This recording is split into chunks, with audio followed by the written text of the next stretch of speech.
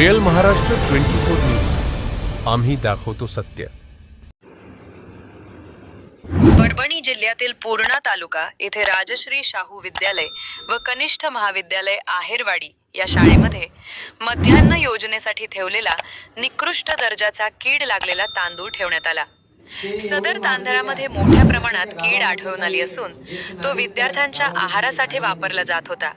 त्यामुळे गावकऱ्यांनी वेळेवर हस्तक्षेप करून सदर प्रकार उघडकीस आणला. गावकऱ्यांनी वेळीच हस्तक्षेप केला नसता तर अन्न विषबाधा होण्याची दाट शक्यता होती. या गंभीर प्रकरणाचे शिक्षणाधिकारी यांनी तात्काळ दखल घेऊन समितीने मिळून चौकशी करण्याचे आदेश दिले.